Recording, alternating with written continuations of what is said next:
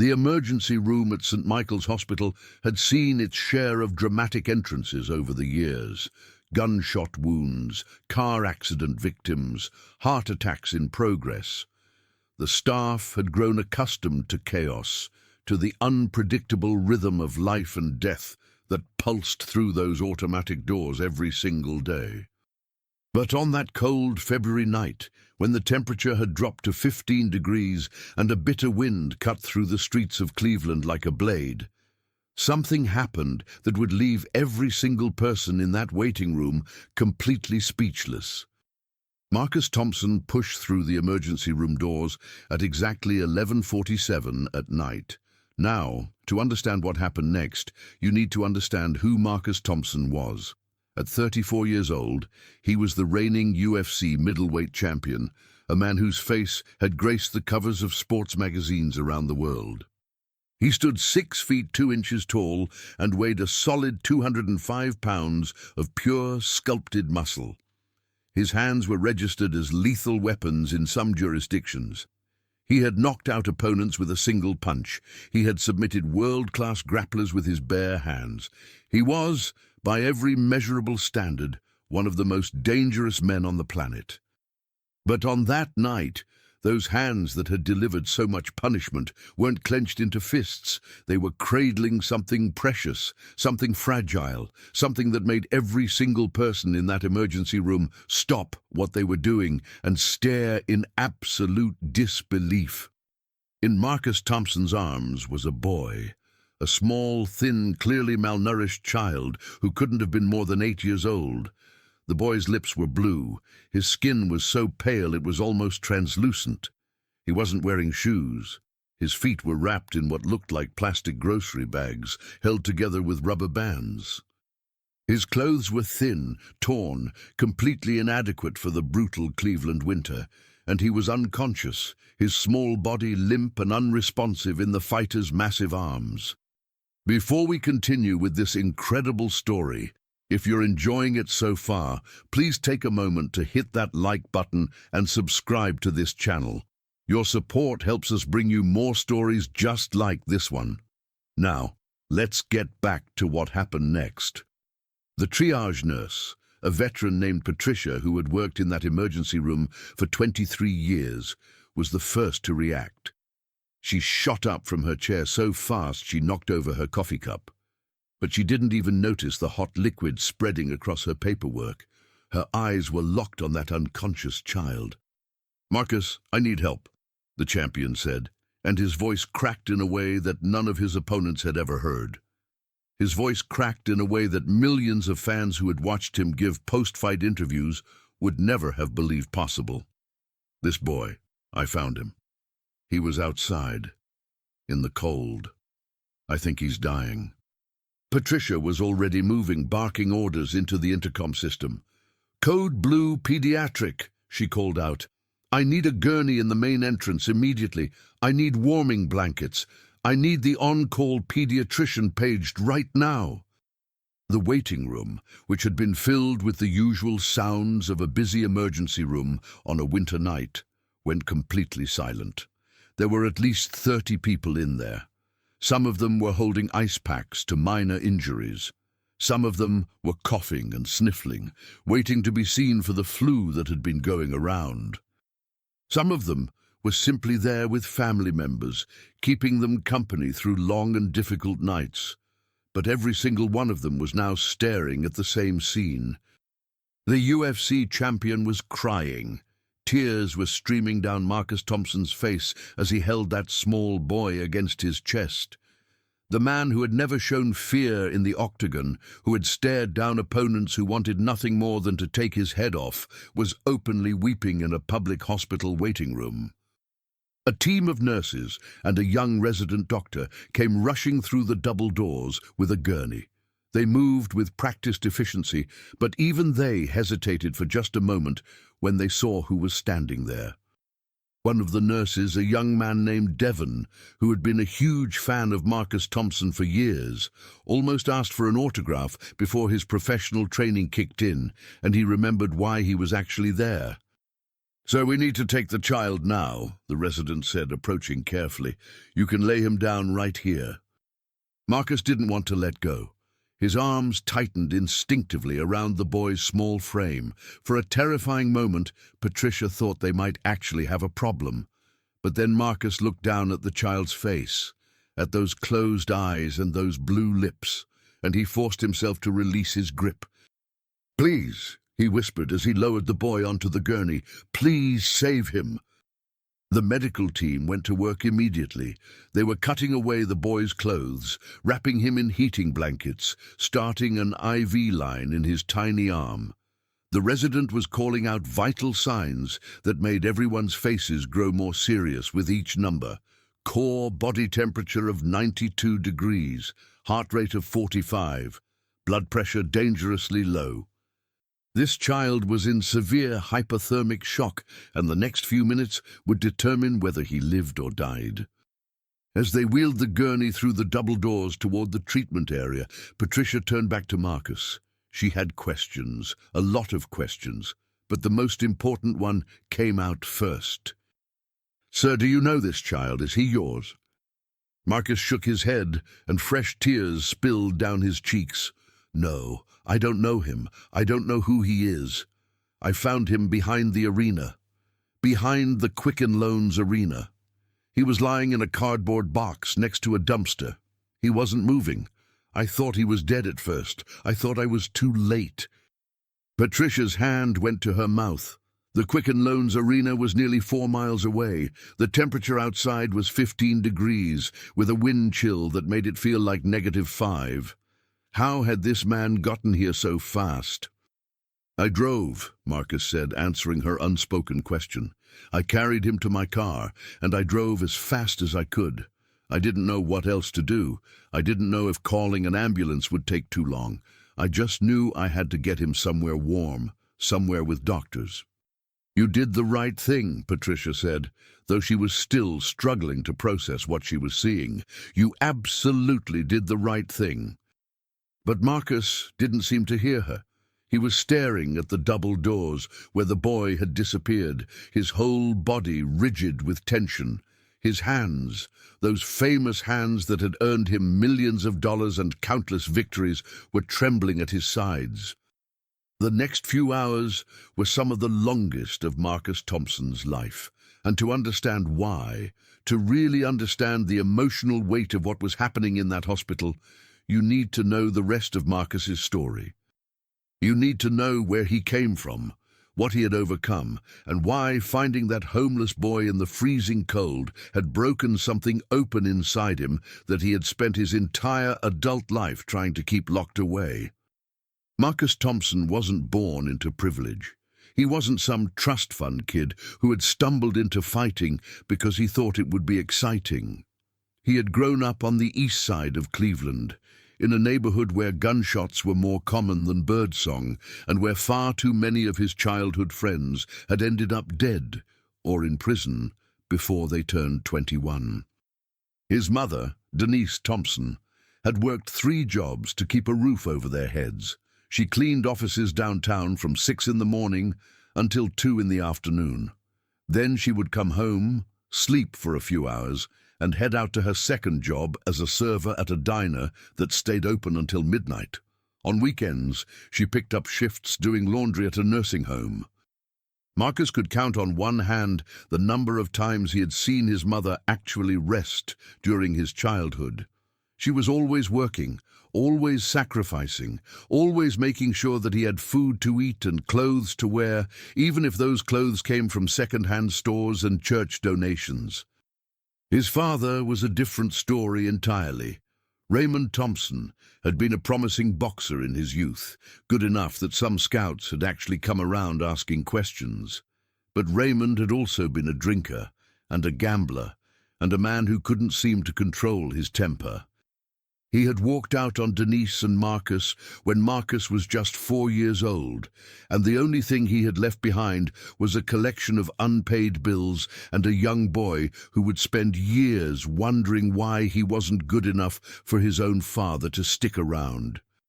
Marcus had gotten into his first fight when he was 7 years old. Some older kids at school had been making fun of his shoes, which had holes in the soles and were held together with duct tape. Marcus had launched himself at the biggest one, a fifth grader named Deshawn, who outweighed him by at least 40 pounds. Marcus had gotten absolutely destroyed. He had come home with a black eye, a split lip, and 3 loose teeth. But he had also learned something important that day. He had learned that fighting back, even when you were going to lose, was better than just taking it. He had learned that there was power in refusing to be a victim. His mother had cried when she saw his face. She had held him and promised him that things would get better, that she was working so hard precisely so that he wouldn't have to fight for everything. But Marcus had seen the exhaustion in her eyes, the way her own hands were cracked and calloused from all that work, and he had made a silent promise to himself. He would become strong. He would become successful. He would take care of his mother the way she had always taken care of him. He started training at a local boxing gym when he was 10 years old. The owner, an old former professional named Willie Jackson, had taken one look at the skinny kid from the projects and seen something in his eyes. Hunger. Determination, that rare combination of fearlessness and intelligence that separated champions from also rans. Willie had trained Marcus for free, spending hours after the gym officially closed, working on his technique, his footwork, his defensive skills. And Marcus had soaked it all up like a sponge, showing up early, staying late, pushing himself harder than anyone else in that gym. By the time Marcus was 15, he was competing in amateur boxing tournaments and winning most of them. By 18, he had a record of 47 wins and only 3 losses, with 32 of those wins coming by knockout. He was fast, he was powerful, and he had an almost supernatural ability to read his opponents and anticipate their movements. But then, something happened that changed the trajectory of his career. A friend invited him to watch a UFC event at a bar in downtown Cleveland. Marcus had never paid much attention to mixed martial arts before. He was a boxer through and through. But something about watching those fighters in the octagon, the way they combined striking with grappling, the chess match of techniques and strategies, captivated him in a way nothing had since he had first walked into Willie's gym. He started training in Brazilian Jiu-Jitsu the very next week, then wrestling, then Muay Thai. He was like a man possessed, absorbing different martial arts disciplines with the same ferocious dedication he had brought to boxing. His coaches were amazed at how quickly he learned, how naturally he combined techniques from different styles into something fluid and devastating. At 23, Marcus made his professional MMA debut. He won by knockout in the first round. He won his next fight the same way, and the fight after that. Word started to spread about this kid from Cleveland, this former boxer who was tearing through the regional circuit like a force of nature. By the time he was 26, the UFC had come calling. His rise through the ranks was meteoric. He won his first 8 fights in the organization, finishing 7 of them before the final bell. He became known for his devastating striking, his unshakable composure under pressure, and his genuine humility in victory. While other fighters trash-talked their opponents and created drama for the cameras, Marcus simply trained, fought, and won. He let his performances speak for themselves. When he finally won the middleweight championship at age 31, knocking out the defending champion with a left hook in the 4th round, his mother was sitting in the front row. She was crying so hard that the cameras caught it, and that footage became one of the most shared sports clips of the year. Marcus had walked over to her before his official victory announcement, had knelt down in front of her while still wearing his championship belt, and had said the words that made headlines around the world. "We did it, Mama. We made it out. This is for you." But what the cameras didn't capture, what the headlines didn't mention, was the complicated mix of emotions that had been churning inside Marcus in that moment. Yes, he was overjoyed. Yes, he was grateful. But there was also a part of him that felt hollow, a part of him that remembered all those cold nights in their old apartment when the heat had been shut off because they couldn't pay the bill. A part of him that remembered going to school hungry because there wasn't enough food in the house. A part of him that remembered being a child who had fallen through the cracks of a system that was supposed to protect people like him. And now, 3 years later, standing in the emergency room of St. Michael's Hospital, all of those memories were crashing over him like waves. Because that little boy lying on the gurney, that child who had been abandoned in the freezing cold to fend for himself, could have been him. In a different timeline, under different circumstances, that could have been Marcus Thompson curled up in a cardboard box, praying for someone to find him before it was too late. The waiting room had mostly cleared out by the time a doctor finally came to speak with Marcus. It was past 2 in the morning, and most of the minor cases had either been treated or sent home. Only a few people remained, including an elderly couple whose son was being treated for a heart attack and a young woman who was waiting for news about her sister. Mr. Thompson? The doctor was a middle-aged woman with kind eyes and grey-streaked hair pulled back in a practical ponytail. Her name tag read, Dr. Sarah Chen, Pediatric Emergency Medicine. Marcus jumped to his feet so fast he nearly knocked over the chair he had been sitting in. Is he okay? Is he going to make it? Dr. Chen gestured for him to sit back down, then took the seat next to him. He's stable, she said. His core temperature is coming back up, and we've got him on warmed IV fluids. The next 24 hours will be critical, but I'm cautiously optimistic. Marcus let out a breath he hadn't realized he had been holding. Thank God, thank God. Mr. Thompson, Dr. Chen continued, her voice gentle but serious, I need to ask you some questions. The police are going to want to speak with you as well, but I wanted to talk to you first. Can you tell me exactly how you found this child? So Marcus told her everything.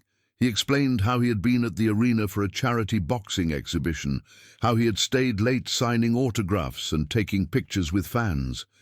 He explained how he had gone out the back entrance to avoid the crowds, how his car had been parked in a private lot behind the building, and he explained how he had heard something as he was walking to his vehicle. A sound so faint that he almost missed it. A whimpering, a small, desperate cry for help that had cut through the winter wind and stopped him dead in his tracks. He had followed the sound to a cluster of dumpsters near the loading dock, and there, tucked behind the largest one, he had found the cardboard box. Inside that box, wrapped in a thin blanket that was more holes than fabric, was the boy. He was barely conscious when I found him, Marcus said, his voice thick with emotion. He looked up at me, and he said one word. Please. Just that one word. Please. And then his eyes closed, and he went limp in my arms. Dr. Chen was silent for a long moment, processing what she had just heard. Mr. Thompson, she finally said, what you did tonight, you saved that boy's life. If you hadn't found him when you did, if you hadn't gotten him here as quickly as you did, he would have died. There's no question about that. Marcus shook his head. I didn't do anything special. Anyone would have done the same thing. No, Dr. Chen said firmly, not anyone. You would be amazed how many people walk past someone in need without stopping. You would be horrified by how many children fall through the cracks of our system because no one is willing to get involved. What you did tonight was extraordinary. Never let anyone tell you otherwise. Before Marcus could respond, 2 police officers approached them. One was a tall, serious-looking man in his 40s. The other was a younger woman with sharp eyes and a notepad already in her hand. Mr. Thompson, the older officer extended his hand. I'm Detective Frank Morrison. This is my partner, Detective Amy Reyes. We need to ask you some questions about the child you brought in tonight. For the next hour, Marcus answered every question they asked. He told them everything he could remember about the condition the boy was in when he found him, about the location of the cardboard box, about the items that had been inside it. He gave them permission to search his car, his phone records, anything they needed. He understood that they had to rule him out as a suspect, and he had nothing to hide. When the questioning was finally over, Detective Morrison looked at Marcus with something like respect in his eyes. "Mr. Thompson, I've been a cop in this city for 22 years. I've seen a lot of things, but I've never seen someone with as much to lose as you put themselves out there like this for a stranger. Most people in your position would have called 911 and let someone else deal with it." "He's not a stranger," Marcus said quietly. "He's a kid. He's a kid who needed help. That's all that matters." Detective Reyes closed her notepad. "We're going to do everything we can to find out who this boy is and how he ended up in that situation. We've already got social services involved, but it's going to take time. In the meantime, he's going to need to stay at the hospital until he's medically cleared." "And then what?" Marcus asked. "What happens to him after that?" The detectives exchanged a look. "Then he'll go into the foster care system," Detective Morrison said, "unless we can locate a family member or legal guardian." Marcus felt something tighten in his chest. The foster care system. He knew what that was like. Some of his friends growing up had been in and out of foster homes. Some of them had been lucky, placed with families who genuinely cared about them. But others had bounced from placement to placement, never finding stability, never feeling like they belonged anywhere. Some of them had aged out of the system at 18, with nothing but the clothes on their backs and a world of trauma they didn't know how to process. "Can I stay?" Marcus asked suddenly. "Can I stay with him? I don't want him to wake up alone. I don't want him to be scared." The detectives looked at each other again, then at Dr. Chen, who had remained silent during the questioning. "I'll have to clear it with the hospital administration," Dr. Chen said, "but I don't see why not. He's in stable condition, and having a familiar face nearby when he wakes up could actually help his recovery." And so Marcus Thompson, the UFC middleweight champion, the man who had been scheduled to fly to Las Vegas the next morning for a press conference promoting his upcoming title defense, spent the rest of that night in a plastic chair next to a hospital bed. He watched the monitors track the boy's vital signs. He listened to the steady beep of the heart monitor. And he prayed, for the first time in years, that this child would wake up. The boy's name was Elijah. He was 7 years old, and his story was one of the most heartbreaking things Marcus had ever heard.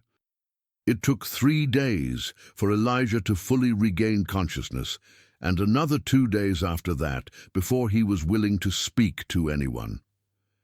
During that time, the hospital staff had done their best to piece together his history. They had contacted Child Protective Services. They had run his fingerprints through every database they could access. They had reached out to local schools, homeless shelters, and social service organizations, and slowly, painfully, the truth had begun to emerge. Elijah's mother had been a woman named Crystal Davis. She had been only 19 when she got pregnant, and the father had disappeared almost immediately after learning the news. Crystal had tried her best to raise Elijah on her own, working minimum-wage jobs and living in a series of increasingly unstable housing situations. But she had also been battling addiction, specifically to opioids, that she had first been prescribed after a car accident when she was 17. For the first few years of Elijah's life, Crystal had managed to keep things together. She would get clean for a while, find a job, get them into a decent apartment. But then something would go wrong. She would lose the job, or the landlord would raise the rent, or she would reconnect with old friends who were still using, and each time she relapsed, things got a little worse. When Elijah was 5, Crystal had overdosed for the first time. A neighbor had found her unconscious in the hallway of their apartment building and called 911. Elijah had been inside the apartment alone, crying and hungry, for nearly 12 hours before anyone thought to check on him. Child Protective Services had gotten involved after that. They had placed Elijah in temporary foster care, while Crystal went through a court-ordered rehabilitation program. But Crystal had checked herself out of rehab after only 2 weeks. She had convinced a sympathetic caseworker that she was ready to have Elijah back, and for a few months things had seemed okay. Crystal had gotten a job at a fast food restaurant. She had found them a small apartment in a not great but not terrible part of town. She had enrolled Elijah in kindergarten and had even started attending Narcotics Anonymous meetings. Then winter came, and Crystal lost her job because she missed too many shifts. The restaurant didn't care that she had missed those shifts because she couldn't afford childcare and had to stay home with Elijah when school was closed for snow days. They just needed someone who could show up reliably, and Crystal wasn't that person. After that, things had spiraled quickly. Crystal couldn't make rent. They got evicted. They bounced from shelter to shelter, from one friend's couch to another. Crystal started using again, and this time she didn't try to hide it from Elijah. He would watch her nod off in the middle of conversations, would learn to step over her unconscious body on his way to use the bathroom in whatever temporary space they were occupying. The last time Elijah saw his mother alive, she had dropped him off at a soup kitchen run by a local church. She had told him to wait there, that she would be back in an hour or two, that she just needed to take care of something. She never came back. 3 days later, the police found Crystal Davis dead from an overdose in an abandoned building 6 blocks away. She'd been dead for at least 48 hours by the time they found her, and no one knew what had happened to her son. Elijah had waited at that soup kitchen until it closed for the night. The volunteers had tried to get him to talk to them, had tried to find out where his mother was, but Elijah had been too scared and too confused to give them any useful information. When the police showed up to do a welfare check, Elijah had panicked and run. He had spent the next 2 weeks living on the streets, eating whatever he could find in dumpsters and trash cans, sleeping in doorways and abandoned cars, and finally in that cardboard box behind the arena where Marcus had found him. When Marcus heard all of this, when the social worker sat him down and explained Elijah's history, he had to excuse himself. He walked down the hospital corridor until he found an empty bathroom, locked himself inside, and broke down completely.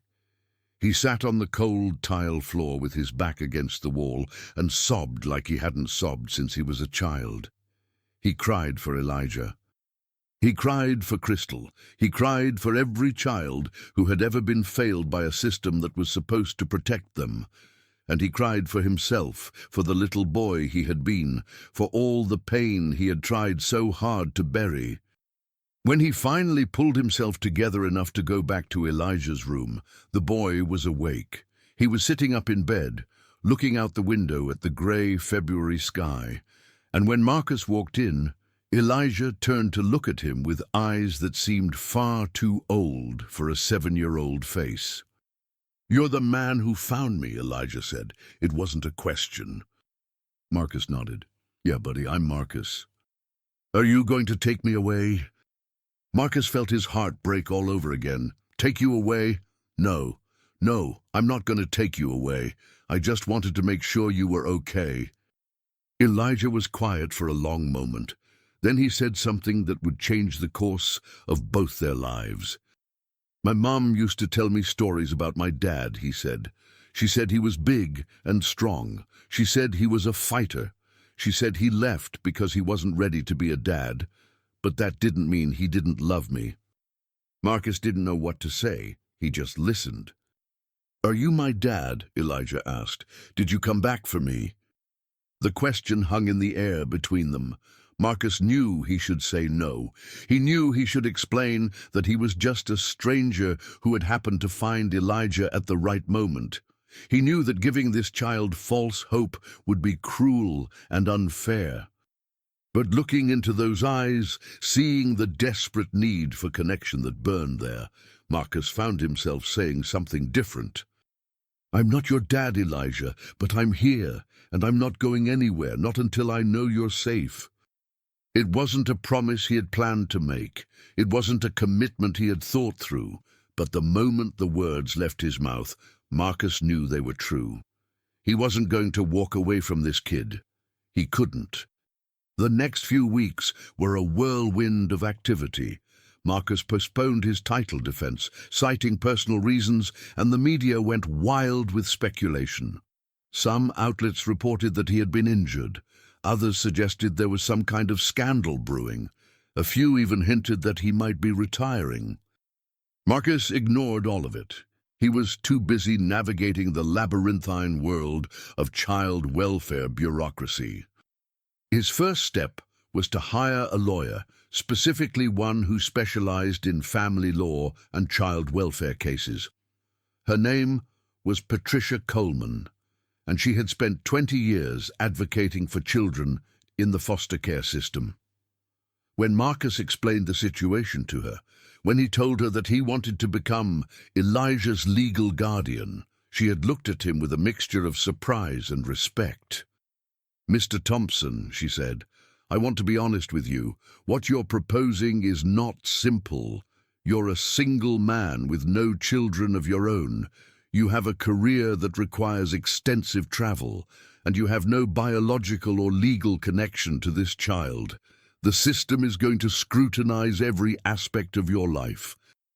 "I understand," Marcus said, "but I'm not walking away. That kid has no one. His mother is dead. His father was never in the picture. He has no aunts, no uncles, no grandparents willing to step up. He's going to end up in foster care, bouncing from house to house until he ages out with nothing. I can't let that happen. I won't let that happen." Patricia studied him for a long moment. Then she nodded. "Okay, if you're serious about this, we have a lot of work to do." And so the process began. Marcus had to undergo a background check that was more thorough than anything he had experienced in his fighting career. He had to provide financial records, medical records, character references from people who had known him for years. He had to complete a series of parenting classes and home study evaluations. He had to meet with social workers, psychologists, and family court judges. Through it all, he continued to visit Elijah at the hospital and then at the temporary foster home where the boy was placed after he was medically cleared for discharge.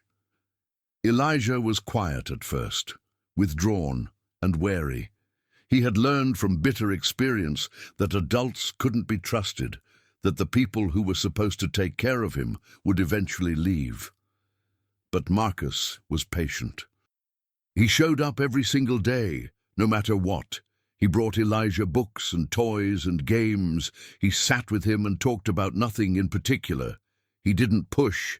He didn't demand anything. He just showed up again and again, until Elijah finally started to believe that maybe this time would be different.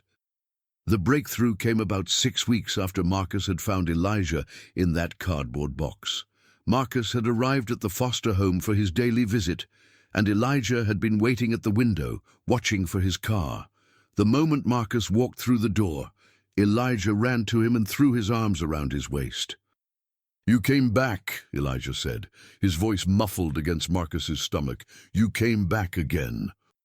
"I told you I would," Marcus said, kneeling down so he could look Elijah in the eyes. "I'm always going to come back." "Promise?" "Promise." From that moment on, Elijah started to open up. He talked about his mother, about the good times they had shared before everything fell apart. He talked about his fears, about the nightmares he had every night, about how cold and scared he had been in that cardboard box. And Marcus listened. He didn't try to fix everything or offer empty platitudes. He just listened and validated and let Elijah know that his feelings were real and important. But Marcus was also facing challenges of his own. The media had finally figured out what was going on. Someone had leaked information about his involvement with Elijah, and suddenly the story was everywhere.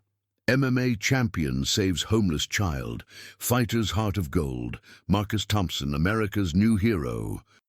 The attention was overwhelming. Reporters camped outside the hospital. They staked out the foster home. They followed Marcus wherever he went, shouting questions and snapping photos. Most of the coverage was positive, but there were also critics. People who questioned his motives, people who said he was just doing this for publicity. People who argued that a professional fighter had no business raising a child. Marcus tried to ignore the noise, but it wasn't easy. He was used to being in the public eye, but this was different. This wasn't about his career or his fighting record. This was about a vulnerable child who deserved privacy and protection. He issued a statement through his publicist, asking the media to respect Elijah's boundaries, and most of them complied. But there were always a few who didn't, and dealing with them was exhausting. Then there was the matter of his upcoming title defense. His manager, a no-nonsense woman named Linda Chen, had been incredibly patient throughout this entire process. She had rescheduled the fight twice already, citing personal circumstances. But the UFC was starting to get antsy. They had invested significant money in promoting the bout, and they needed to know if Marcus was actually going to show up. "Marcus," Linda said during a phone call one night, "I need you to be honest with me. Are you planning to fight again? Because if you're not, I need to know now. We can figure out a way to handle this, but I can't keep stringing the promotion along indefinitely."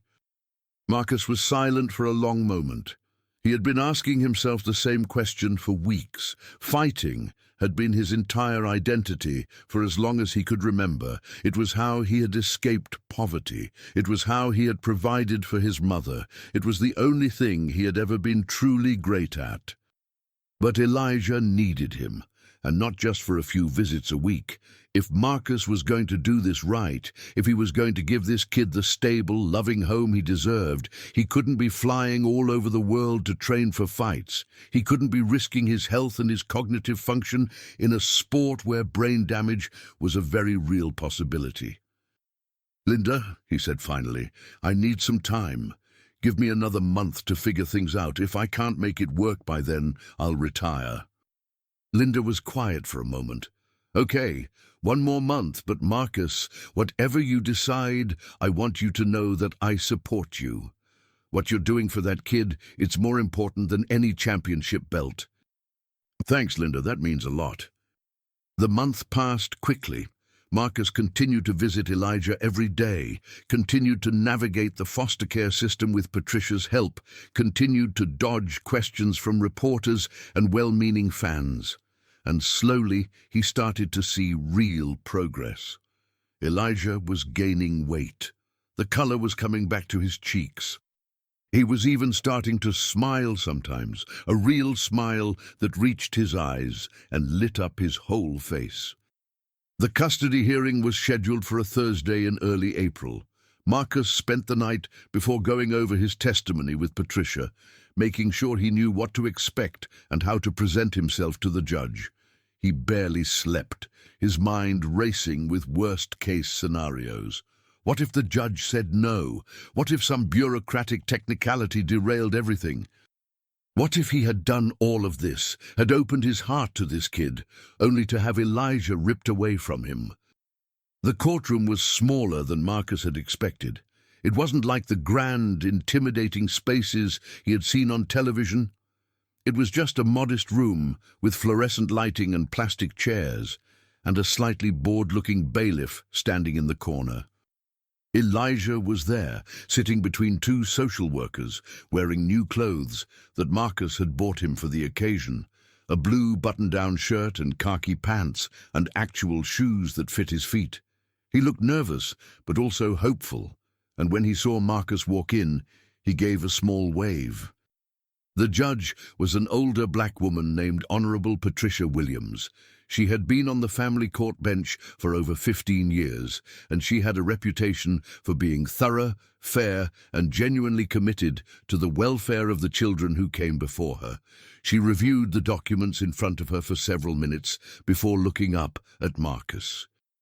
Mr. Thompson, she said, I've reviewed your application for guardianship of minor Elijah Davis. I've read the reports from the social workers, the psychologists, the home study evaluators. I've read the character references from your coaches, your teammates, your family members. And I've read quite a bit about you in the news over the past few months. Marcus felt his stomach clench. He couldn't tell from her tone whether this was going to be good or bad.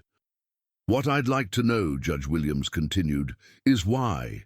Why would a man in your position, a man at the peak of his career, with wealth and fame and endless opportunities, choose to take on the responsibility of raising a child who is not biologically his?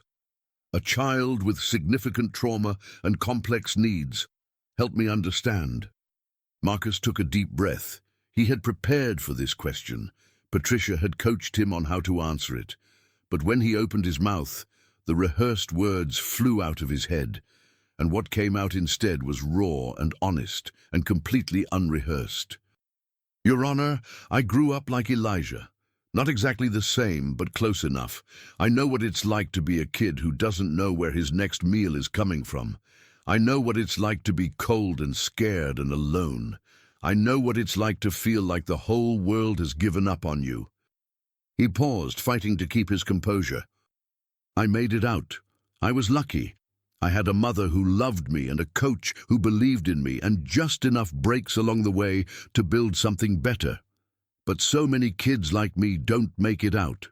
They fall through the cracks. They end up in prison or on the streets or dead before they turn 25. His voice cracked, but he kept going. When I found Elijah in that cardboard box, Your Honor, I saw myself. I saw the kid I could have been if things had gone just a little differently, and I made a promise to him and to myself that I was going to do everything in my power to make sure he got a fair shot at life.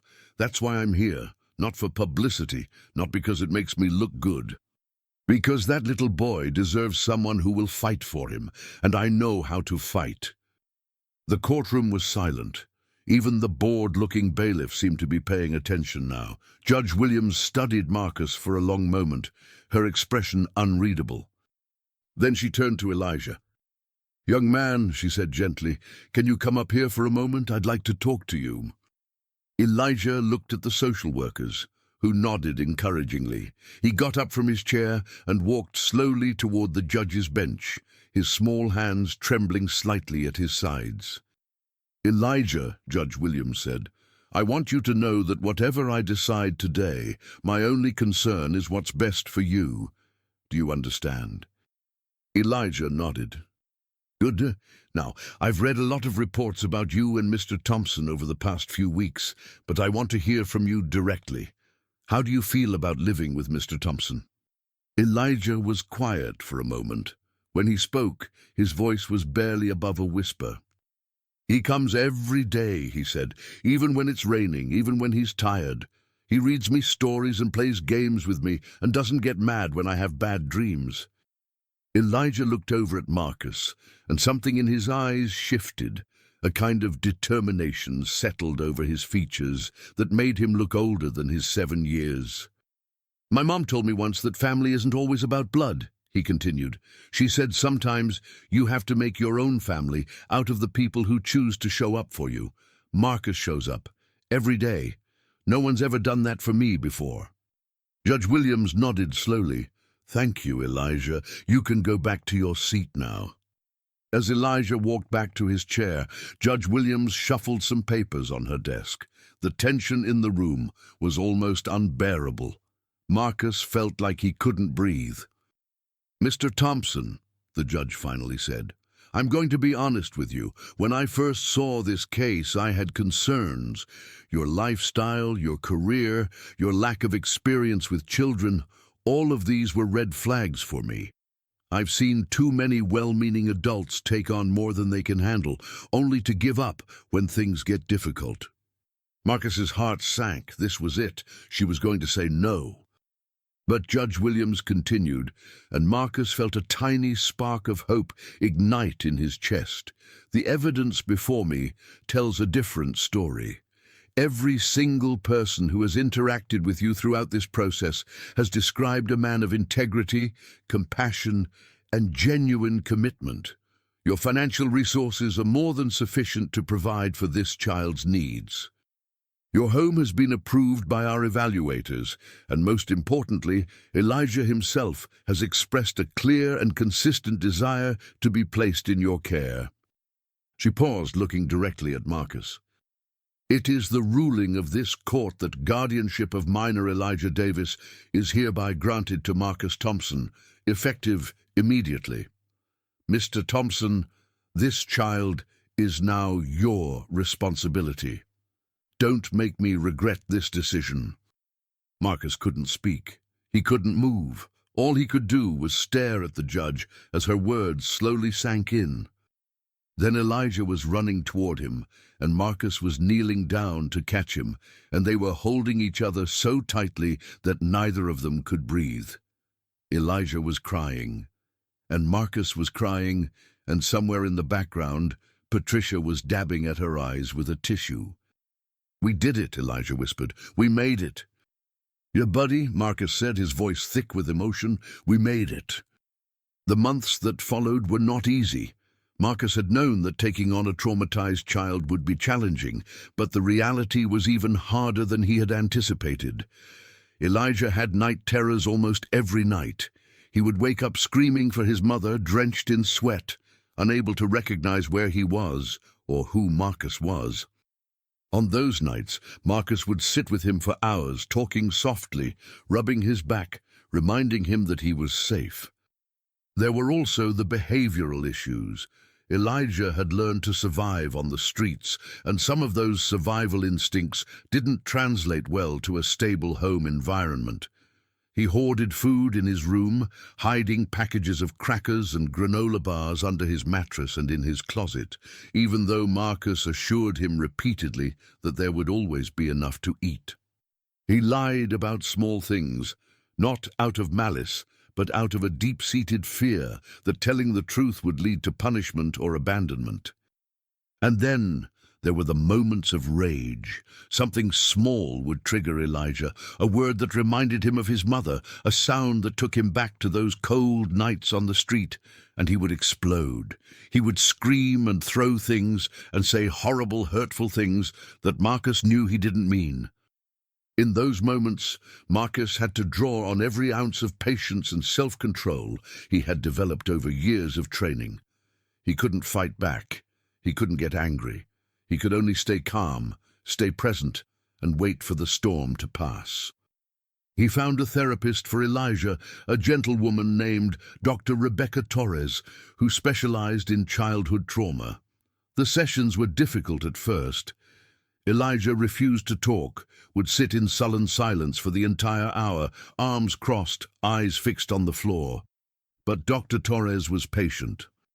She used play therapy, art therapy, whatever it took to help Elijah process the pain he had been carrying for so long. Slowly, gradually, things started to improve.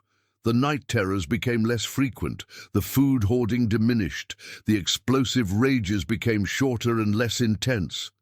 Elijah started to trust that Marcus wasn't going anywhere, that this home, this life, was actually permanent. Marcus also had to figure out his own future. He had meant what he said to Linda about potentially retiring, but the truth was more complicated than that. Fighting wasn't just his career, it was part of his identity. Walking away from it felt like amputating a limb. After much soul-searching, he came up with a compromise. He would continue to train, to stay in shape, to stay connected to the MMA community, but he would be much more selective about which fights he accepted. No more fighting every few months, maybe 2 or 3 fights a year, maximum, and only when the timing worked for Elijah's schedule. The UFC wasn't thrilled with this arrangement, but Marcus was valuable enough that they were willing to work with him. His first fight after the custody arrangement was finalized was scheduled for 8 months later, in October. It would be a title defense against a dangerous Brazilian contender named Ricardo Silva. In the weeks leading up to the fight, Marcus brought Elijah to the gym with him for the first time. He had been hesitant to expose the boy to the world of professional fighting, worried that it might be too violent, too intense for someone who had already experienced so much trauma. But Elijah had begged to come along, and Marcus's coaches had assured him that they would keep things appropriate. What happened next surprised everyone, including Marcus. Elijah was fascinated by the training. He watched with wide eyes as Marcus hit the heavy bag, as he sparred with training partners, as he practiced his grappling techniques.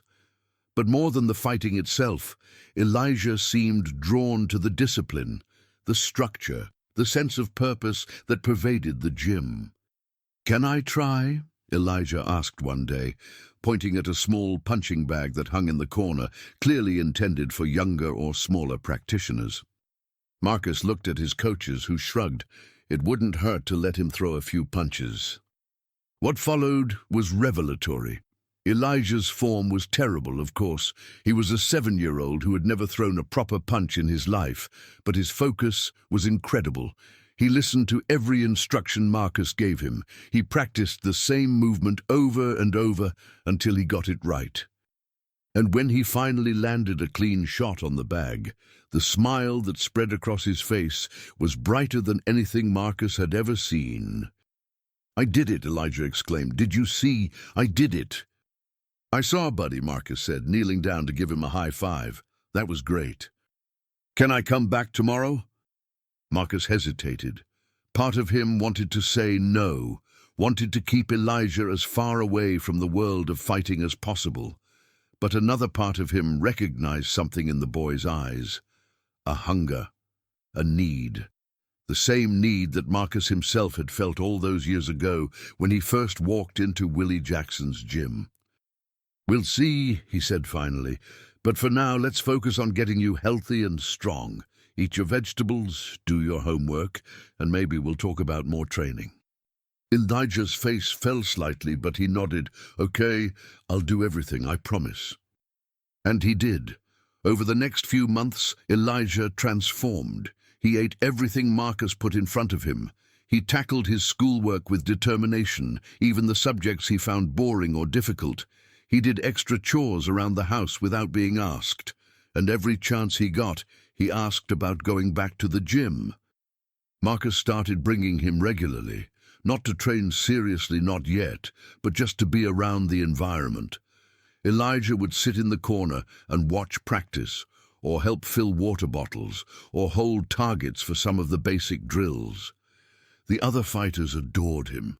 They started calling him Little Champ, and Elijah wore the nickname like a badge of honor.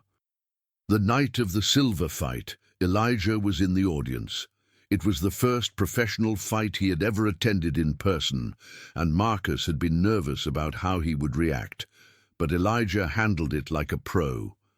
He sat next to Marcus's mother, Denise, who had flown in from Cleveland for the event, and he cheered louder than anyone in the arena. The fight itself was brutal. Silva was the toughest opponent Marcus had faced in years, a relentless pressure fighter with knockout power in both hands. For the first 3 rounds, Marcus was on the defensive, absorbing punishment and trying to find his rhythm. His corner was worried. The crowd was sensing an upset. Then between rounds 3 and 4, something happened. As Marcus sat on his stool, catching his breath and listening to his coach's instructions, he looked out into the crowd. And there was Elijah, standing on his chair, waving a homemade sign that read, "Go, Marcus, go." In that moment, Marcus felt a surge of energy unlike anything he had experienced before. It wasn't adrenaline, it wasn't anger, it was love. Pure, unconditional love for the little boy who had come into his life in the most unexpected way and had changed everything. Marcus came out for round 4 like a different fighter. He was sharper, faster, more aggressive. He started landing combinations that Silva couldn't block. He took the center of the octagon and refused to give it up. By the 5th round, Silva was exhausted and bleeding from a cut over his eye. Marcus finished him with a devastating knee to the body that left the Brazilian writhing on the canvas. When the referee raised Marcus's hand in victory, when the crowd erupted in cheers, Marcus didn't celebrate the way he usually did. He didn't pound his chest or do a victory lap around the octagon. Instead, he climbed over the fence and pushed through the crowd until he reached Elijah. He picked the boy up and held him high above his head, and the cameras captured the moment that would become the most iconic image of Marcus Thompson's entire career. The champion holding a child, both of them grinning from ear to ear, the championship belt glinting in the arena lights. The photograph went viral within hours. It was shared millions of times across every social media platform. News outlets around the world ran stories about the fighter who had saved a homeless child and then dedicated his championship defense to him. For a brief, shining moment, Marcus Thompson wasn't just an athlete. He was a symbol of hope, a reminder that kindness and compassion could still exist in a world that often seemed cruel and indifferent. But life, as Marcus knew all too well, doesn't stay perfect for long. The first sign of trouble came about 3 months after the Silva fight. Marcus was at home, helping Elijah with his homework, when his phone rang. The caller ID showed a number he didn't recognize, but something made him answer anyway. "Mr. Thompson." The voice was male, nervous, hesitant. "My name is David Collins. I think I might be Elijah's father." Marcus felt his blood run cold. He stepped away from the kitchen table, out of Elijah's earshot before responding. "Excuse me?" "I know this is probably a shock," the man continued. "I just found out about all of this, about Crystal, about Elijah, about what happened. I didn't know. I swear to God, I didn't know." "How did you get this number?" "I hired someone, a private investigator. Look, I know this sounds crazy, but I want to meet him. I want to meet my son." Marcus's first instinct was to hang up and pretend the call had never happened. This man, whoever he was, had abandoned Crystal when she was pregnant. He had never paid a dime in child support. He had let his son grow up in poverty, end up homeless, nearly freeze to death in a cardboard box. And now, when all the hard work had been done, when Elijah was finally starting to heal, he wanted to swoop in and claim him. But Marcus also knew that he couldn't make this decision unilaterally. Elijah had a right to know that his biological father had reached out. The therapist had told Marcus that much. So instead of hanging up, Marcus said something that surprised even himself. "I need to verify who you are first. Get me a DNA sample and some documentation. If it checks out, we'll talk, but I'm not making any promises." "That's fair. That's more than fair, thank you." "Don't thank me yet." The DNA test came back positive. David Collins was, indeed, Elijah's biological father, and as Marcus dug into the man's background, the picture that emerged was more complicated than he had expected. David was 41 years old, a long-haul truck driver who lived in Indiana. He had met Crystal at a truck stop outside Cleveland about 9 years ago. They had spent one night together, and David had moved on to his next delivery the following morning. He hadn't known Crystal was pregnant. She hadn't had his contact information, hadn't even known his last name. When she realized she was having a baby, she had simply accepted that she would be raising the child alone. David, for his part, had spent the past decade living a relatively stable life. He owned a small house. He had a steady job with benefits. He had even gotten married a few years ago to a woman named Susan who worked as a teacher's aide at an elementary school. They didn't have children of their own, not because they didn't want them, but because Susan had medical issues that made pregnancy difficult. When David saw the news coverage about Marcus and Elijah, when he saw the photographs of the little boy with the familiar eyes and the familiar nose, something had clicked in his mind. He had done the math. He had remembered that night with Crystal, and he had hired the private investigator to confirm what his gut was already telling him. "I'm not trying to take him away from you. David said during their first in-person meeting, which took place in Patricia Coleman's office, with both lawyers present. "Susan and we've talked about this a lot. We know that you've been there for him in ways I never was. We're not trying to replace you." "Then what do you want?" Marcus asked, his voice harder than he intended. "I want to know my son. I want him to know me. I want him to have options. If he wants nothing to do with me, I'll respect that, but I at least want to give him the choice." It was, Marcus had to admit, a reasonable request. It was also terrifying. The conversation with Elijah was one of the hardest things Marcus had ever done. He sat the boy down one evening after dinner, explained the situation as gently and honestly as he could, and braced himself for the reaction. Elijah was silent for a long time. His small face cycled through a series of emotions: confusion, anger, hope, fear, before settling into something Marcus couldn't quite read. "Does this mean I have to leave?" Elijah finally asked. "Does this mean I have to go live with him?" "No," Marcus said firmly. "Absolutely not. No matter what happens, this is your home. I'm your guardian. That doesn't change unless you want it to change." "But he's my real dad." Marcus winced at the word real, but he forced himself to stay calm. "He's your biological father, yes, but family is more than biology. Family is about showing up. It's about being there. It's about choosing each other every single day." He looked at Elijah with all the love and conviction he could muster. "I chose you, buddy, and I will keep choosing you no matter what.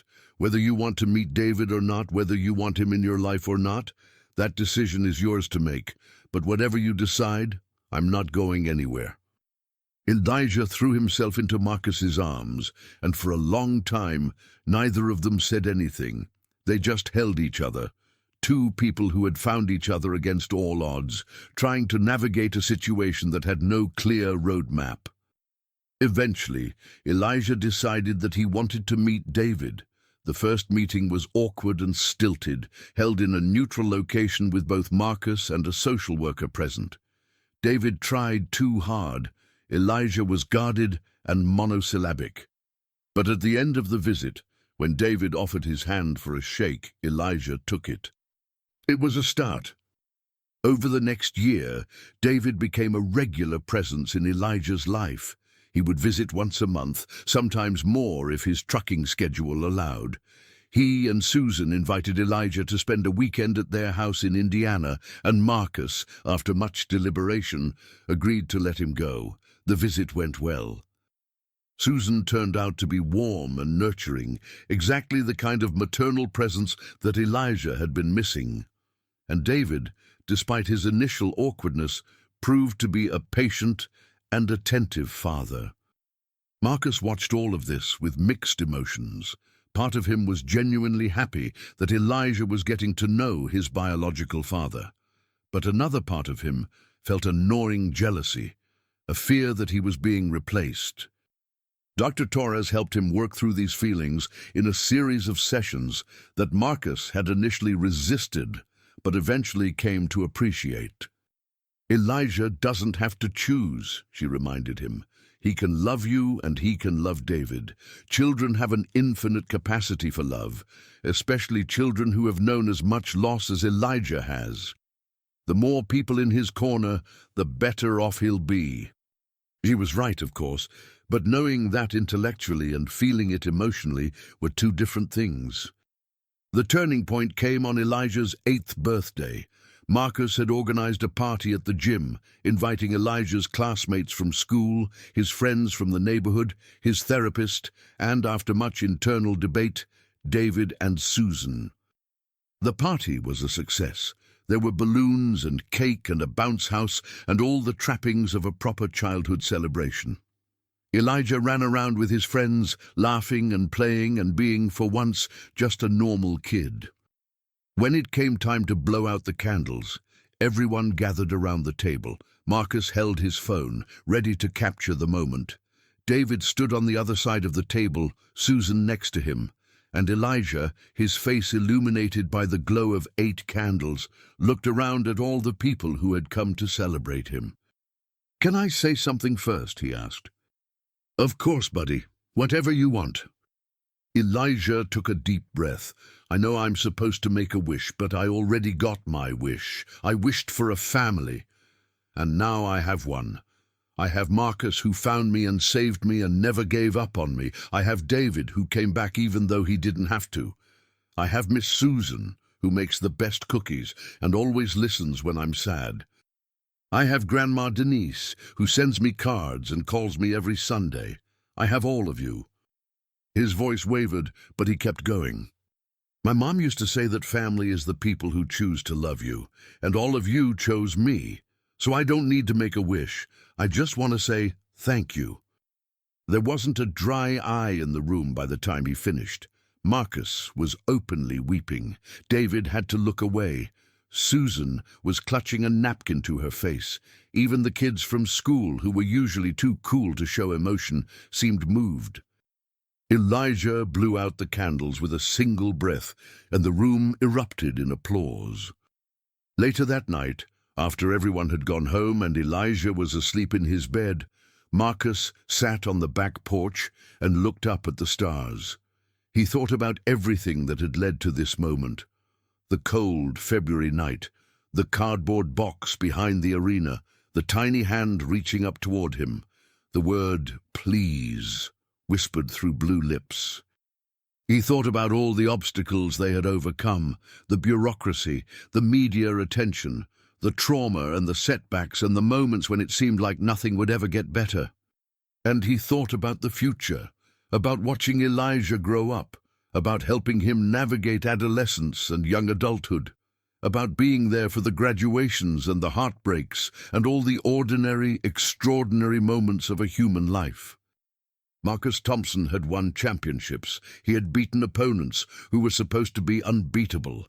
He had achieved things that most people could only dream of. But none of it compared to this. None of it came close to the feeling of having made a difference in one child's life, of having broken the cycle, of having taken all the pain and struggle of his own childhood and transformed it into something beautiful. The front door opened behind him, and he heard small footsteps approaching. "Marcus," Elijah's voice was sleepy but content. "I couldn't sleep. Can I sit with you for a minute?" Marcus smiled and patted the space next to him on the porch swing. "Always, buddy, always." Elijah curled up against Marcus's side, his small body warm and trusting. Within minutes, he was asleep again, his breathing slow and steady. Marcus wrapped an arm around him and looked back up at the stars. Somewhere out there, he knew, there were other kids like Elijah. Other children who were cold and hungry and scared, waiting for someone to find them, waiting for someone to care. He couldn't save them all, he knew that, but maybe, just maybe, his story could inspire others to try. Maybe the headlines and the photographs and the viral moments could do more than just generate clicks.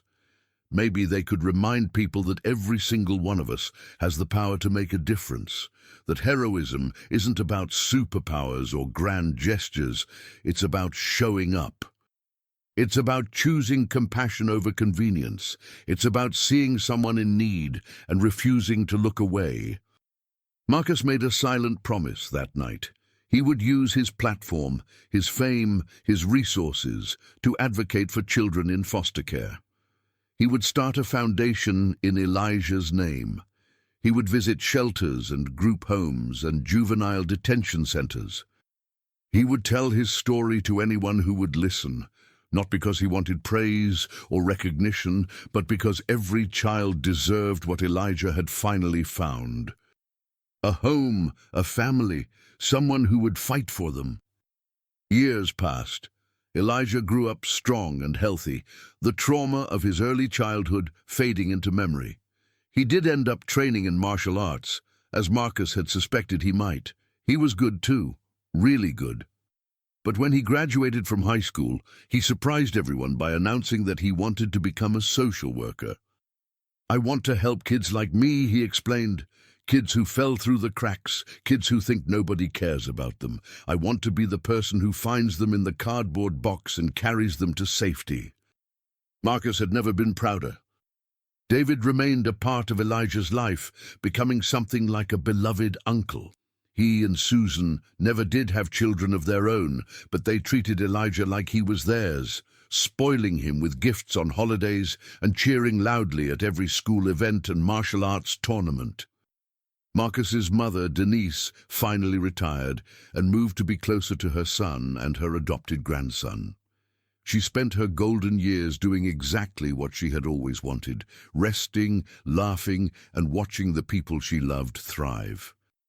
As for Marcus, he fought a few more times before hanging up his gloves for good. He finished his career with a record of 31 wins and only 2 losses, cementing his legacy as one of the greatest fighters of his generation.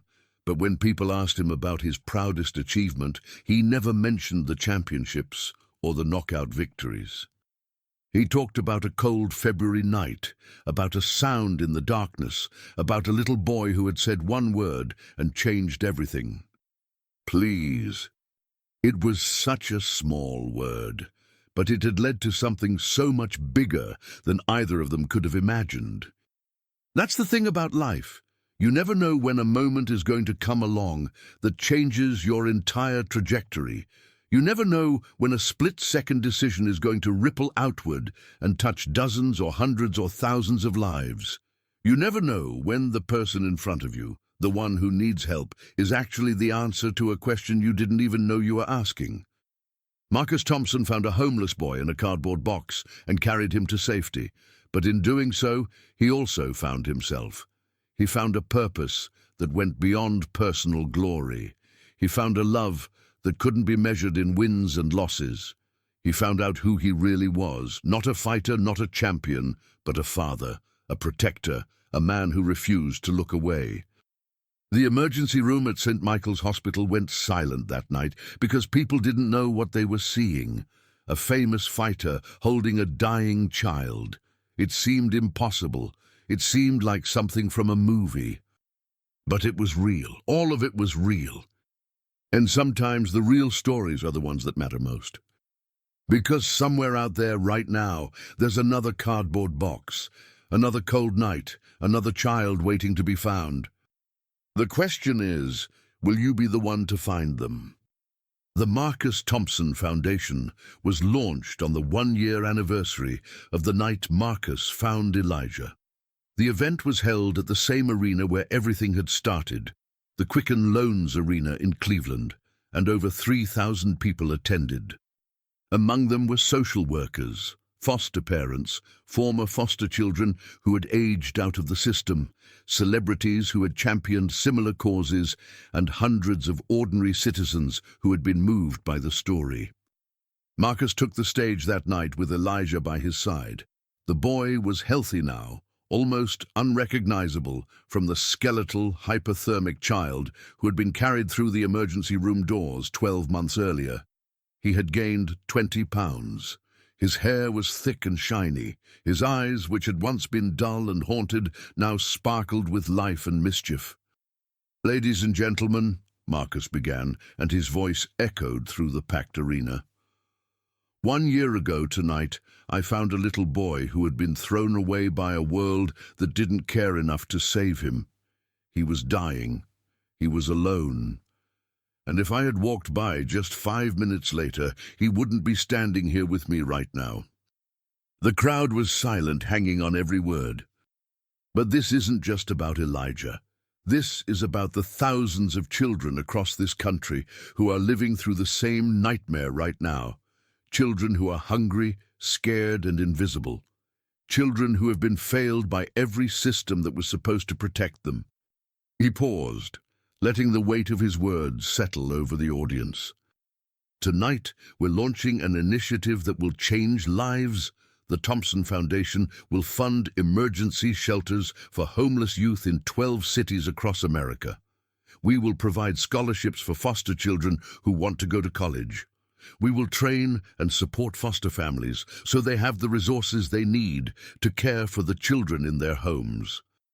And we will advocate for policy changes that put children first. Not bureaucracy, not politics, children. The applause was thunderous, but Marcus wasn't finished. I'm also making a personal commitment tonight. I'm pledging 50% of my fight purses for the rest of my career to this foundation. I'm putting my money where my mouth is because these kids deserve more than thoughts and prayers. They deserve action. The announcement made headlines around the world. Other athletes began reaching out, wanting to contribute. Corporations offered sponsorships. Private donors wrote six-figure checks. Within a year, the Thompson Foundation had raised over $15 million and had opened emergency youth shelters in Cleveland, Detroit, Chicago, Baltimore, and Los Angeles. But the work was far from easy. Marcus quickly learned that fighting poverty and systemic failure was more complicated than fighting an opponent in the octagon. There were political obstacles, funding challenges, staffing issues, and heartbreaking cases that reminded him just how deep the problem ran. One case in particular stayed with him. Her name was Destiny, and she was 14 years old when Marcus met her at the Cleveland shelter. She had been in foster care since she was 6, bouncing from home to home, never staying anywhere long enough to put down roots. She had been abused in one placement, neglected in another, and had run away from the last one after the foster father had made inappropriate advances. Destiny was smart, brilliant actually. Her standardized test scores were off the charts, but years of instability had left her angry and distrustful. She had built walls around herself so high that almost no one could reach her. Marcus made it his personal mission to try. He visited the shelter every week, always making time to talk to Destiny. At first, she refused to engage. She would sit with her arms crossed and her eyes averted, giving one-word answers to his questions. But Marcus was patient. He had learned patience from Elijah. He kept showing up, kept asking about her day, kept letting her know that he wasn't going anywhere. "Why do you even care?" Destiny finally demanded one day, her voice sharp with suspicion. "I'm not some cute little kid. I'm not going to make a good story for your foundation. So why do you keep coming back?" Marcus didn't flinch. "Because you matter," he said simply. "Because you're smart and you're strong and you deserve someone who believes in you. You don't know anything about me. I know that you've been dealt a bad hand. I know that you've been hurt by people who should have protected you, and I know that you're terrified of trusting anyone because every time you have, it's blown up in your face." Destiny's tough facade cracked just for a moment. She looked away, blinking rapidly. "I also know," Marcus continued, "that you're not a lost cause. Nobody is. I was homeless once too. Did you know that?" She looked back at him, surprise flickering in her eyes. "You?" "Not for as long as Elijah, but there was a time when my mom couldn't make rent, and we spent 2 weeks living in our car during the winter. I was 8 years old. I thought my life was over." "What happened?"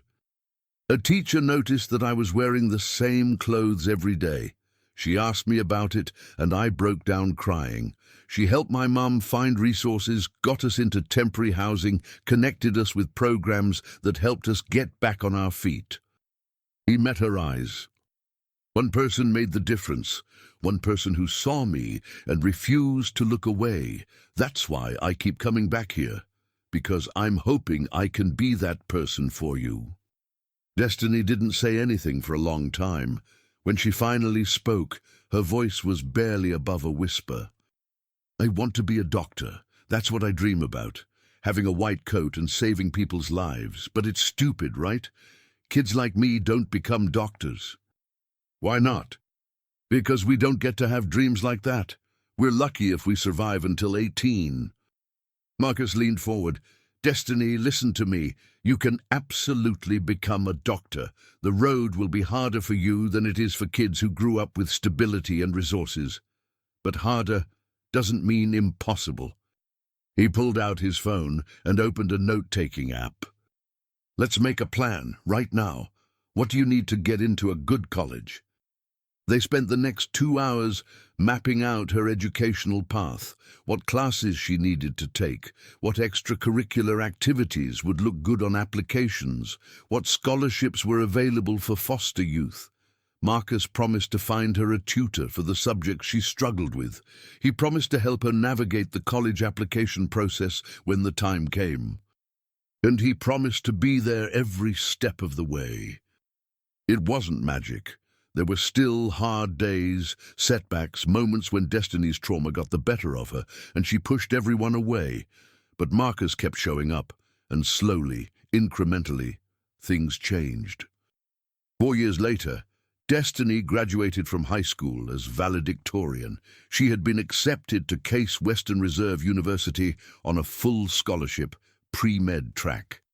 When she walked across that graduation stage, Marcus and Elijah were in the audience, cheering louder than anyone. In her speech, Destiny told her story. She talked about the years of abuse and neglect. She talked about feeling invisible, disposable, worthless. And she talked about the man who had refused to give up on her. Marcus Thompson didn't just save one little boy, she said, her voice ringing through the auditorium. He saved me. He saved hundreds of kids through his foundation, and he's proven that one person really can change the world if they care enough to try. The crowd gave her a standing ovation. Marcus was crying again, but this time they were tears of pure joy. Meanwhile, Elijah was growing into a remarkable young man. He excelled academically, particularly in subjects related to social science and psychology. He had his father's determination and his mother's compassion, though he had never known Crystal well enough to realize how much of her lived on in him. At 15, Elijah started volunteering at the same shelter where Destiny had once stayed. He tutored younger kids in math and reading. He organized game nights and movie screenings. He simply spent time with children who needed to know that someone cared about them. "You're a natural," one of the shelter staff members told him. "Have you thought about making this your career?" Elijah had smiled. "I've been thinking about it since I was 8 years old." He also continued his martial arts training, eventually earning a black belt in Brazilian jiu-jitsu and competing in wrestling tournaments throughout high school. But unlike Marcus, Elijah never had dreams of fighting professionally. He saw martial arts as a discipline, a way of building confidence and physical fitness, not as a path to fame and fortune. His relationship with David continued to evolve as well. What had started as awkward, stilted visits had grown into something deeper and more meaningful. David had never tried to replace Marcus. He had simply carved out his own space in Elijah's life. They went fishing together. They worked on cars in David's garage. They had long conversations about life, about regret, about the importance of being present for the people you love. "I wish I had been there for you from the beginning," David told Elijah on one of these visits. "Not a day goes by when I don't think about all the years I missed." "You didn't know," Elijah replied. "You can't blame yourself for something you didn't know." "But I should have known. I should have tried harder to find your mother. I should have—" "Dad." Elijah used the word deliberately, and David went silent. "It's okay. You're here now. That's what matters." David had to turn away to hide his tears. Susan, too, had become an important figure in Elijah's life. She attended every school play, every sporting event, every milestone celebration. She sent him care packages when he was stressed about exams. She listened without judgment when he needed to talk about things he couldn't discuss with Marcus. In many ways, Elijah had ended up with more family than he ever could have imagined. Not just Marcus, David, and Susan, but Denise, who doted on him like he was her biological grandson. The coaches and fighters at Marcus's gym, who treated him like a little brother. The staff at the foundation, who had watched him grow up and cheered every accomplishment. "It takes a village," Dr. Torres had said during one of her sessions with Elijah, "and you've built quite a village for yourself." Elijah had smiled. "I didn't build it. It built itself around me." The same year Elijah turned 16, Marcus faced the most difficult decision of his professional career. He had been training for what was supposed to be his final title defense, a fight against an undefeated Russian challenger who was being hyped as the next great fighter. Marcus was 39 years old, ancient by MMA standards, and his body was starting to show the accumulated wear of nearly 2 decades of professional fighting. His knees ached constantly, his back seized up without warning. He had headaches that lasted for days after hard sparring sessions. And the doctors had found some concerning irregularities in his latest neurological exam, nothing definitive, but enough to warrant serious consideration. The smart thing to do was retire. Everyone told him so. Linda, his coaches, his doctors, even Elijah, who had never asked Marcus to stop fighting before. "I don't want you to get hurt," Elijah said one night, his voice cracking with emotion. "I know how much this means to you, but I need you around. I need you healthy. I already lost one parent. I can't lose you too." Marcus had held his son for a long time without speaking. The next morning, he called Linda and told her to schedule a press conference. The announcement of his retirement was emotional. Marcus thanked everyone who had supported him over the years, from Willie Jackson at the boxing gym to his current coaches, to the fans who had cheered him on through every victory and defeat. But most of all, he thanked Elijah. 8 years ago, I walked into an emergency room carrying a little boy who was dying, Marcus said into the microphone. That moment changed my life. It showed me what was really important.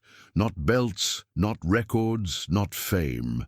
Family, love, being there for the people who need you. He paused, gathering himself. This sport gave me everything. It gave me a way out of poverty. It gave me discipline, confidence, purpose, but it also takes something in return. It takes years off your life. It takes pieces of your body and your mind that you never get back. He looked directly into the camera. I've been lucky. I've been incredibly lucky. But I refuse to push that luck any further. My son needs a father who can walk and talk and remember his name when he's 70 years old. And I intend to be that father. The sports world reacted with an outpouring of respect and admiration. Fellow fighters posted tributes on social media. Sports journalists wrote retrospectives of his career. Fans shared their favorite Marcus Thompson moments. But the reaction that meant the most to Marcus came from Elijah, who sent him a simple text message after the press conference ended. "Thank you, Dad, I love you." Retirement, it turned out, suited Marcus surprisingly well. He stayed involved in the MMA community, working as a commentator and analyst for the UFC. He expanded the Thompson Foundation, opening new shelters and programs in cities across the country. He even wrote a book about his life, with all proceeds going to charity. But his primary focus was always his family. He was there for every one of Elijah's high school milestones, the proms, the SAT prep sessions, the college visits, the acceptance letters and rejection letters, and all the complicated emotions that came with the transition to adulthood. When Elijah graduated from high school and prepared to leave for college, Marcus felt a bittersweet mix of pride and sadness. His little boy, the one he had carried through the emergency room doors all those years ago, was becoming a man. The night before Elijah left for campus, they sat together on the back porch, just as they had done so many times before. "You nervous?" Marcus asked. "Terrified," Elijah admitted, "but also excited. Is that weird?" "Not at all. That's exactly how you're supposed to feel." They sat in comfortable silence for a while, listening to the crickets and watching the stars come out. "Dad," Elijah finally said. "Yeah, buddy. Do you ever wonder what would have happened if you hadn't found me that night? If you had walked a different way or left a few minutes earlier?" Marcus had thought about it many times, the randomness of it all, the thin thread of chance that had brought them together. "I used to," he said. But I stopped because it doesn't matter. What matters is what actually happened. I did find you. You are here. And the last 8 years have been the best years of my life. Mine too. Elijah leaned against Marcus's shoulder, just like he used to when he was little. I'm going to miss this, he said quietly. It's not going away. I'm still going to be here. Every time you come home, I'll be on this porch, waiting. Promise? Promise. The years continued to pass, each one bringing new challenges and new joys.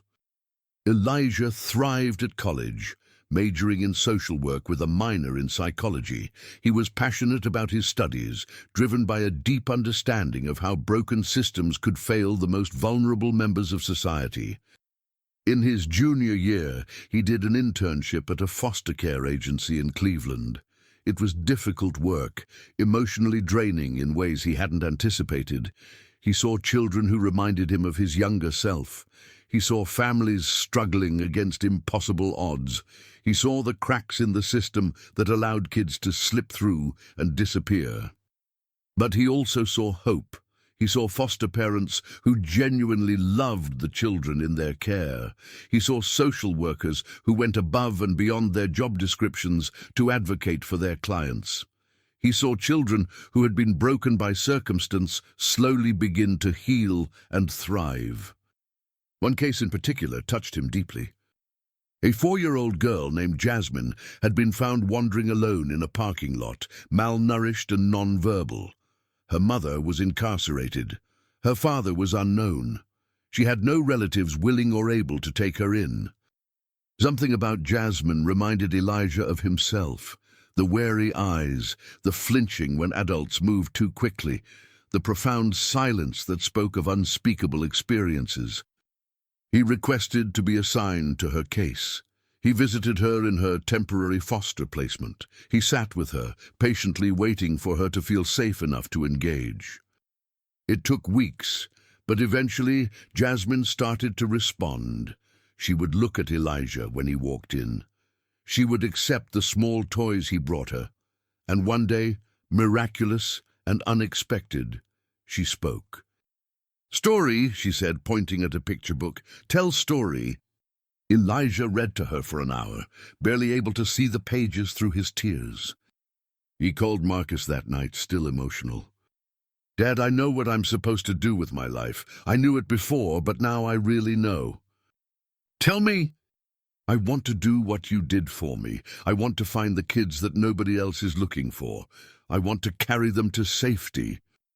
Marcus was silent for a long moment. When he spoke, his voice was thick. "You already are, son. You already are."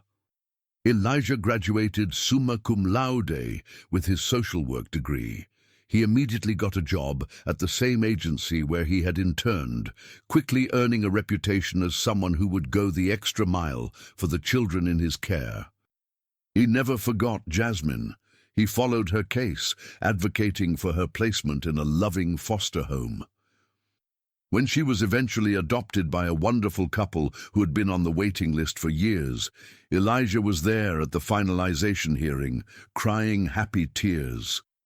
At 25, Elijah was promoted to a supervisory position. At 28, he was recruited to help design and implement a new statewide initiative to improve outcomes for foster children. At 30, he was featured in a magazine article about young leaders making a difference in their communities. But his proudest moment came when he was 32. He had met a woman named Rachel, a fellow social worker with a sharp mind and a compassionate heart. They had dated for 2 years, gotten engaged, and were planning a small wedding when they received life-changing news. A birth mother had chosen them to adopt her baby. The little boy was born on a Tuesday in March. He weighed 7 pounds, 3 ounces. He had dark hair and curious eyes and 10 perfect fingers and 10 perfect toes. They named him Marcus. When the original Marcus held his grandson for the first time, he couldn't stop crying. He looked at this tiny new life, at the continuation of a family that had been built from nothing but love and determination, and he felt something shift in his soul. Elijah stood beside him, one arm around Rachel, the other hand resting on his father's shoulder. "Dad," he said softly, "thank you." "For what?" "For finding me, for choosing me, for showing me what family really means." Marcus looked at his son, at his daughter-in-law, at the baby in his arms.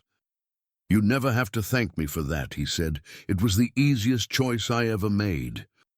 And it was true. In a life full of difficult decisions, of battles fought in the octagon and outside it, of obstacles overcome and challenges met, finding Elijah had been easy. All Marcus had done was listen. He had heard a sound in the darkness, a small cry for help, and he had followed it. Everything else had flowed from that one simple act. Later that night, after the hospital room had cleared and Rachel and the baby were sleeping, Elijah found his father standing by the window, looking out at the city lights. "You okay?" Elijah asked. "Better than okay, just thinking." "About what?" "About how different everything could have been, about how close I came to missing all of this." He turned to face Elijah. "That night, when I found you, I almost didn't go out that back entrance. There was a crowd at the front, and I was tired, and part of me just wanted to fight through it and get to my car faster. But something made me go the long way. I still don't know what it was." Elijah nodded slowly. "Maybe some things are meant to be. Maybe, or maybe the universe just got lucky." They laughed, father and son, grandfather and father, two people whose lives had been transformed by chance and held together by choice. The emergency room at St. Michael's Hospital had gone silent that February night because no one knew how to process what they were seeing. A famous fighter, cradling a dying child, begging for help. But silence doesn't last forever. Eventually, people start to move, they start to act, they start to do whatever they can to help. That's what Marcus Thompson did, and in doing so, he created something that would outlast any championship belt or victory record. He created a family, he created a foundation, he created a legacy of love and compassion that would ripple outward for generations to come. Because the truth is, we all have that power, every single one of us. We just have to be willing to listen for the sound in the darkness. We just have to be willing to follow it. And when we find someone in need, when we discover the child in the cardboard box, we have to be willing to carry them to safety. Not because it's easy, not because it's convenient, but because it's right. That's the lesson of this story. That's what Marcus Thompson figured out on a cold February night in Cleveland. Love isn't passive, love is a verb, love is action. And action, even small action, can change the world. So the next time you see someone suffering, someone struggling, someone crying out for help in a world that seems too busy to notice, remember this story. Remember Marcus and Elijah. And ask yourself, what kind of person do I want to be? The answer, if you're brave enough to embrace it, will change everything.